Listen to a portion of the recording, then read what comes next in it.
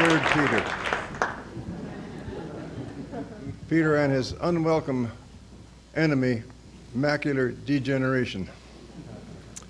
And thank you very much, Helen, for your kind introduction. And certainly it's a great pleasure for me to think of you in the archives there, working away, producing the book that's going to be such a help to everyone.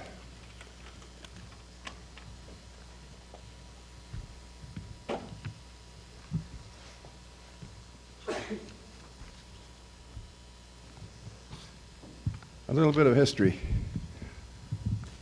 After the centennial celebrations were over, the captains and the kings depart, the tumult and the shouting dies, and there was no one left to chronicle what had happened.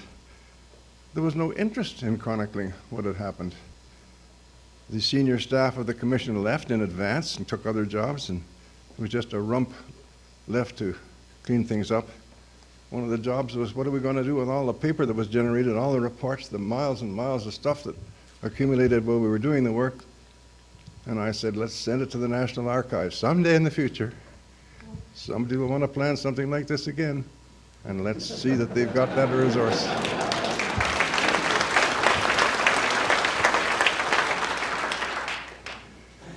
But 20 years later, I decided I had the time, and I would write the history, so I did. And here it is, the anniversary compulsion, in hard copy. Modern technology is going to give it to you over the internet, which is a marvelous thing. Imagine how the staff had taken the trouble to scan every page and see that it's digitally reproduced for you. That's wonderful. So the anniversary compulsion. Carolyn Quinn, now that's something I must say. When I went to the archives, at first myself, I had to review the material to see that I had accuracy in what I was reporting, especially a lot of the statistical stuff. And when I was down in the archives roaming around, I literally bumped into a young lady who introduced herself as Carolyn Quinn. And who was she? She was working for the government of Australia, preparing some work for them about what we did in Canada, because they were having an anniversary upcoming. And the people upstairs at the registration desk said that we, Carol and myself, were the only people in 20 years to visit the archives.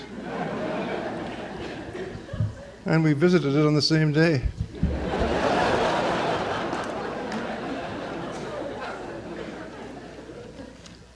Serendipity and synchronicity and Dr. Jung have played a big part in my life, a good example. So the book was entitled, had a working title, How We Did It in 1967. And say, we gave it to the editor, the publisher, Dundurn Press, had an editor. Gore Vidal talks about a crazed editor getting a hold of his material. Well, I had a crazed editor. She took a hold of my material, turned it upside down, shredded it, and handed it back to me. I didn't even recognize it. And so I had to go to work and rewrite it. She said, Mr. Aykroyd, you got this all wrong. I said, what do you mean? She said, this book is about the anniversary compulsion. It's not about a chronicle of events. It's about why people do these things. And I said, yeah, I guess you're right.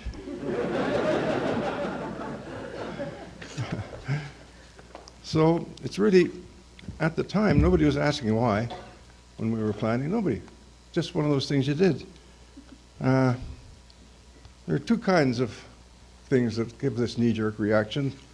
They are recurrent calendric dates. You can take that to the bank. There are milestones on the journey. Take that to the bank too. If they end in 0, boom. If you can divide them by 5, boom. So why 5? 5 fingers, 5 toes, 5 senses. I think there's some constellations of planets that is ordered in ranking of 5. Astronomers could tell us. I don't know why 5, but there it is. That's the trigger. 0 and 5. Living proof right here today. And also it's a passage. That's the other thing. And it's a passage from one stage to another stage in life. One period of 100 years, in the next case 150 years, and then the next one coming up. A birthday party is not a bad example of the ritual and the rites of passage. There's the cake, which is everybody sharing. There's the candles on the cake. There's the singing. There's gifts. There's the blowing out of the candles. There's the making a wish. And there's looking to the future. And then there's applause by everybody. Not a bad, simple little model to think about. The birthday party as a rite of passage. And let not us talk about Canada's birthday, please. It wasn't Canada's birthday in 1867. Canada was born 400 years earlier, and the father of Canada was Samuel de Champlain. My opinion. I went to the University of New Brunswick to help negotiate the participation of the province in the centennial celebrations. And I visited a sociology professor at the university, and he took me to lunch at the faculty club. And I asked him, did he know anything about the why of anniversaries? And he told me this little story. He said, when a person retires at 65, don't give them a gold watch. Gold watch reminds them of the time that's passed. They don't want to be reminded of that. Give them a down payment on a sports car. And we chatted a little about the whole thing and came up with 2 very, very salient points about all of this business about the anniversary compulsion. It's events like this that are being planned here today are a confirmation of identity. And the second thing is they sponsor reassurance and encouragement to continue the journey. 2 basic major strands or chords that run through all of this about the why. So I came back to Ottawa and we carried on, and then, as I say, 60 years later, 40 years later, 20 years later, I wrote the book. And I went to work and found out what the social psychologists and historians had to say about this anniversary compulsion. And I came up with some of the reasons why, after much research, people celebrate as they do. And I have here a little off-print, which is available somewhere, I guess outside there, of chapter 1 of my book, The Anniversary Compulsion, which explains the research that I did in the subject area as to why people celebrate. And it has at the end, I came up with what I call the anniversary axiomatique, 10 precepts to assist in understanding and planning a centennial celebration or an anniversary of the nature that we're discussing here today. I can't read all the 10 because I'm going to be running out of time any minute now, but here's the first of the axiomatique. Reinforce the identity of the organism.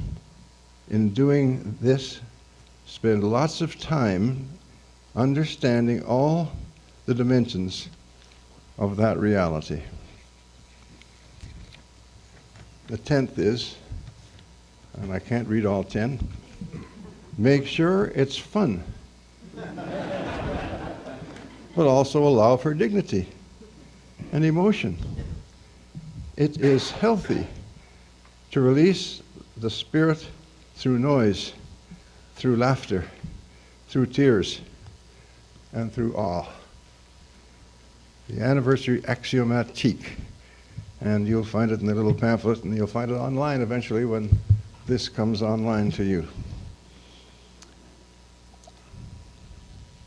The rest of the book, of course, is a chronicle of what happened, and Helen helped us by reciting a few of those things, and it tells how the axiomatic played out in all of the programs and projects of the Centennial Commission. So a final little story, a little piece of history.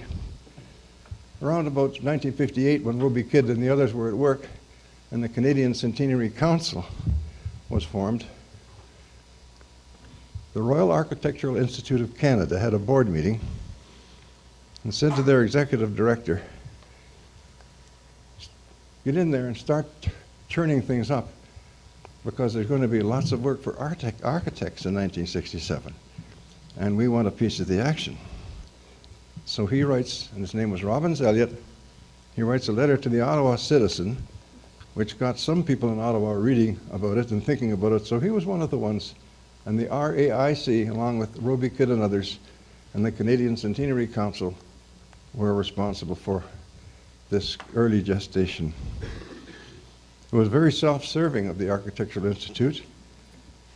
In the book, you'll see that the total capital cost in 1967 of 2,301 projects of lasting value, the total capital cost was $338,300,000 in 1967 dollars. Not a bad harvest for the architects of Canada, who I'm sure would get anywhere from 6 to 15% for their work. So the seed planted in Ottawa by the Canadian Centenary Council and all others who were working on it had its effect. In reviewing my book, the Montreal Gazette said, Aykroyd explains in part only that the soul of Canada grew a little in 1967. Now, the soul is an abstract concept. You might want to say the psyche. Well, whatever it is, I'd prefer to say soul, personal, intimate. The soul of Canada grew a little. And now you are, by your work here, providing a vigorous stimulus to the positive evolution of the soul of the country.